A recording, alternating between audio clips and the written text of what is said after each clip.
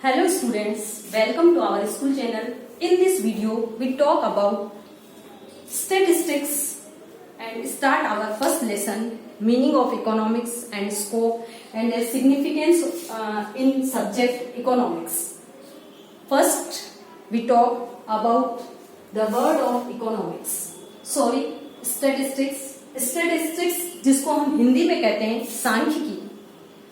अगर एक आम आदमी से पूछा जाए या जनरल हम यदि बात करें तो स्टैटिस्टिक्स का अभिप्राय क्या है, हम कह देते हैं क्वांटिटेटिव डेटा क्या है हमारी स्टैटिस्टिक्स।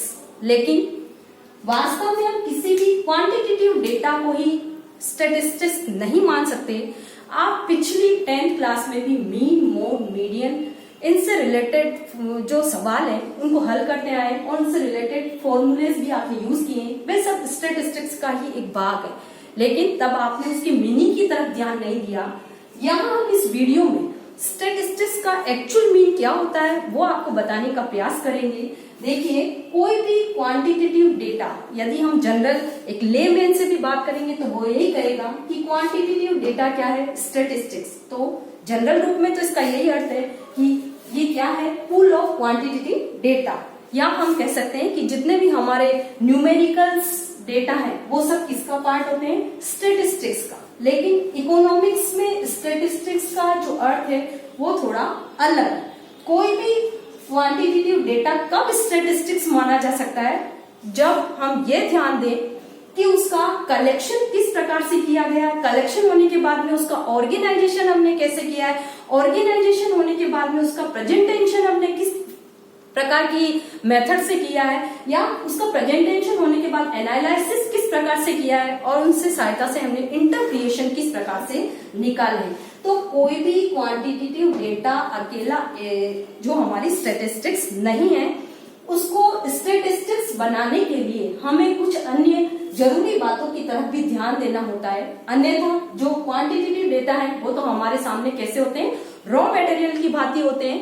तो इकोनॉमिक्स में यदि हम इसका अर्थ ढूंढे, इकोनॉमिक्स के आधार पर हम इसका अर्थ निकालें, तो इकोनॉमिक्स के संदर्भ में इसका अर्थ हम दो सेंस के रूप में देख सकते हैं, एज ए प्लूरल नाउन के रूप में और एज ए सिंगुलर नाउन के रूप में। सबसे पहले यदि मैं बात करूं स्टैटिस्टिक्स की, जिसका अर्थ हिंदी में सांख्यिकी से है, प्लूरल नाउन के संदर्भ में इसका अर्थ क्या है, स्टैटिस्टिक्स आर न्यूमेरिकल स्टेटमेंट। वो तो हमने कहा ही है, न्यूमेरिकल स्टेटमेंट होते हैं ये। मतलब इससे संबंधित जो भी बातें होगी वो किसमें लिखी गई होगी, संख्या में या न्यूमेरिकल में या क्वांटिटी में। कोई भी बात इसके अंदर हमेशा किसमें लिखी जाती है, गणितात्मक रूप में। फिर क्या है, स्टेटमेंट ऑफ फैक्ट्स। ये किसका फैक्ट्स का समूह होता है, इसके अंदर तथ्यों का समूह होता है। एग्रीगेट रूप में भी हो सकते हैं वो, और जो एवरेज है उस रूप में भी फैक्ट्स हो सकते हैं। Place in relation to each other, और उनकी व्यवस्था इस प्रकार से होती है कि वे आपस में एक दूसरे से रिलेटिव होते हैं।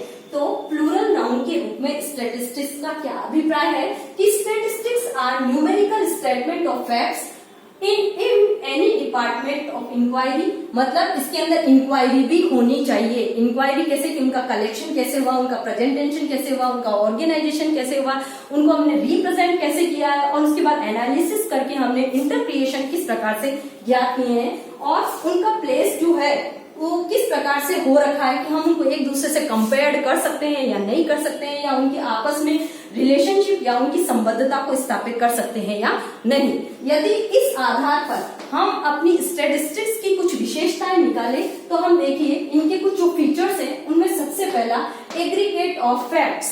इसके अंदर क्वांटिटेटिव डेटा तो दिए हुए रहते हैं, न्यूमेरिकल स्टेटमेंट होंगे, लेकिन वे किस रूप में होंगे, एग्रीगेट रूप में। एग्रीगेट का मतलब होता है समूह रूप में। यदि मैं कहूं कि मोहन की हाइट जो है 5 इंच है, ये मेरा न्यूमेरिकल फैक्ट तो हो गया, ये क्वांटिटेटिव डेटा तो हो गया, लेकिन फिर भी ये स्टैटिस्टिक्स नहीं कहलाएगा। लेकिन यदि मैं कहूं कि जैसे हमारे विद्यालय के अंदर 5000 स्टूडेंट्स हैं, उनमें से जो है 500 11th क्लास के हैं, या हम कहें 500 students are reading class 11th, 500 में से भी यदि हम कहें कि भाई 11th क्लास में 500 में से 300 ने कॉमर्स ले रखी है और 200 ने साइंस ले रखी है, तो इस प्रकार मेरे सामने जब फैक्ट्स एग्रीगेट रूप में दिए हुए होंगे तो वो कहलाएगा हमारा स्टैटिस्टिक्स। तो एज ए प्लूरल नाउन के रूप में स्टैटिस्टिक्स कब मानी जाएगी, कोई भी आंकड़ा स्टैटिस्टिक्स तब कहलाएगा जब वो एग्रीगेट फैक्ट्स के रूप में हो, मतलब तथ्यों का समूह हो। कोई एक तथ्य या कोई एक आंकड़ा हमारी स्टैटिस्टिक्स नहीं बन सकता। दूसरा जो इसका फीचर्स है, एज ए प्लूरल नाउन के रूप में इट प्रेजेंट न्यूमेरिकली एक्सप्रेस्ड, मतलब न्यूमेरिकल में प्रेजेंट की जाती है। मतलब इसके अंदर हम जो क्वांटिटी का अध्ययन करते हैं, क्वालिटी का अध्ययन नहीं करते। यदि मैं कहूं कि वह पुअर है, वो रिच है, या वो ऑनेस्ट है, या इसी प्रकार की कोई बात करूं तो वो तो हो जाएगा हमारी क्वालिटी वाइज डेटा। लेकिन इसके अंदर हम क्वालिटी वाइज जो डेटा होते हैं उनको हम नहीं पढ़ते। इसमें हम थोड़ा कम ज्यादा ऐसे जैसे गुणात्मक जो तथ्य हैं उनको नहीं पढ़ते। केवल न्यूमेरिकल रूप से जो तथ्य या फैक्ट्स एक्सप्रेस्ड किए जा सकते हैं। जैसे मैं कहूं मोहन का जो वेट है वो 32 kg है, सोहन का वेट 33 kg है एंड राम का वेट 20 kg है। तो इस प्रकार के जो फैक्ट्स या इस प्रकार के जो कथन होंगे न्यूमेरिकल रूप में एक्सप्रेस्ड हैं, जिनको हम गुणात्मक रूप में नहीं प्रेजेंट कर सकते या उनको हम क्वालिटी वाइज प्रेजेंट नहीं कर सकते, उनको हम किसमें पढ़ते हैं, स्टैटिस्टिक्स में। तो यह न्यूमेरिकल रूप में एक्सप्रेस्ड की जाती है, क्वालिटी वाइज एक्सप्रेस्ड नहीं की जाती। इसकी जो तीसरी विशेषता एज ए प्लूरल नाउन के रूप में affected by multiplicity of causes, कि जो हमारे स्टैटिस्टिक्स के जो डेटा होते हैं वो अनेक कारणों से प्रभावित होते हैं, उनको अनेक कारण प्रभावित करते हैं, उन पर अनेक कारण प्रभाव अपना स्थापित करते हैं। जैसे मैं कहूं कि इस वर्ष हमारे जो मूल्य हैं या हमारे प्राइजेस में 20% इंक्रीज हुए, तो इनके पीछे कोई एक कॉज नहीं है। यदि मैं कहूं केवल एक ही कारण है तो फिर वो हमारा स्टैटिस्टिक्स नहीं माना जाएगा। यदि मैं बताऊं कि 20% प्राइजेस क्यों बढ़ी, उसका कारण कहूं कि हो सकता है कि जो हमारे कंज्यूमर है उनका उन्हीं वस्तुओं के प्रति उनकी फैशन अधिक हो गई होगी, मार्केट में उनकी डिमांड अधिक हो गई होगी, या हम यूं कहें कि उन वस्तुओं की सप्लाई कम आ गई होगी, या चलन में वही वस्तुएं होने के कारण यदि प्राइस में वृद्धि हुई है। तो इस प्रकार जब हम जो स्टैटिस्टिक्स है हमारी प्लूरल नाउन के संदर्भ में जब हम सांख्यिकी आंकड़ों को पढ़ते हैं तो हम ये मानते हैं कि कोई भी सांख्यिकी आंकड़ा जो है एक कारण से प्रभावित नहीं होता, उस पर बहुत सारे जो मल्टीप्लिसिटी वाले कोजेज है वो अपना इफेक्ट डालते हैं और वो उससे प्रभावित होती है। इसकी चौथी फीचर्स को यदि हम देखें तो हम कह सकते हैं कि इसकी रीजनेबल एक्यूरेंसी होती है।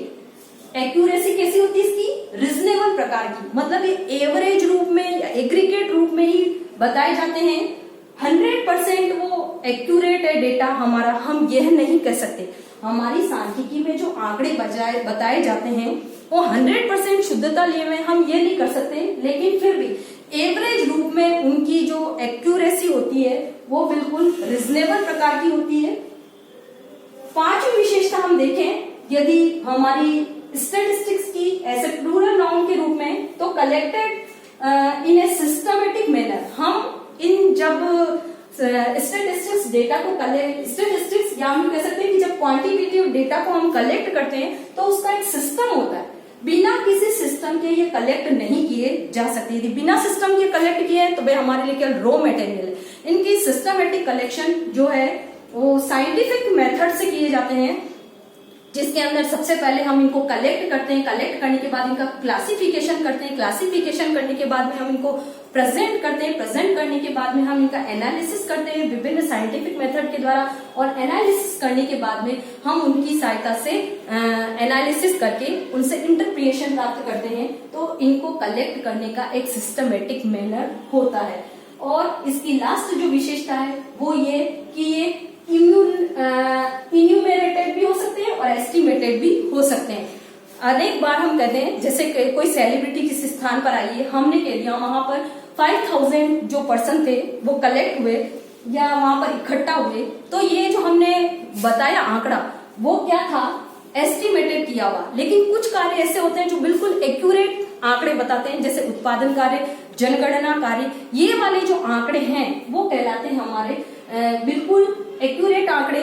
तो सांख्यिकी अनुमानित भी हो सकती है और एक्यूरेट भी हो सकती है। कुछ कार्य इसके एक्यूरेंसी के अंदर आते हैं और कुछ एन्यूमरेटिव के अंदर आ जाते हैं। ये थे हमारे प्लूरल नाउन के संदर्भ में सांख्यिकी क्या है, इसको एक उदाहरण के द्वारा भी हम देख सकते हैं। देखिए, यदि मैं कहूं ए काऊ हैज 4 legs, एक गाय के 4 पैर हैं, इसमें सांख्यिकी आंकड़ा लिखा हुआ है 4, लेकिन फिर भी हम इसको स्टैटिस्टिक्स नहीं मानेंगे। इसको स्टैटिस्टिक्स मानने के लिए देखिए हमारे पास इस तरह तथ्यों का समूह होना जरूरी है और ये आपस में एक दूसरे से रिलेशन भी स्थापित कर सकते हैं, हम इनको कंपेयर भी कर सकते हैं। यदि मैं कहूं there are 80 student in class 12 as compare to 60 student in class 11, यदि मैं ऐसा कहती हूँ तो मेरा डेटा जो है वो स्टेटिस्टिक्स माना जाता है। अन्यथा यदि मैं कह दूं कि ए काऊ हैज 4 legs या मोहन अर्न 5000 पर मंथ, तो वो आंकड़ा मेरा सांख्यिकी नहीं माना जाएगा।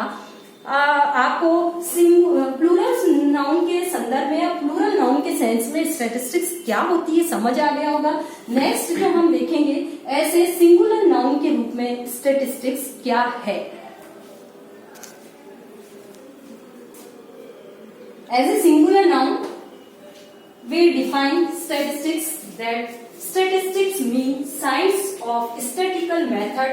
It defined as, मतलब अगर हम एक वचन की संज्ञा के रूप में इसका अध्ययन करते हैं तो स्टैटिस्टिक्स या सांख्यिकी क्या है, विभिन्न प्रकार की सांख्यिकी विधियों का अध्ययन, जिसके अंदर शॉर्ट रूप में यदि मैं कहूं तो आप इसको कैसे याद कर सकते हैं, कोपाई के रूप में। ये विधियां कौन कौन सी है? सी का मतलब कलेक्शन ऑफ डेटा, ओ का मतलब organisation of data, P presentation of data, A analysis of data और आई इंटरप्रिटेशन ऑफ डेटा।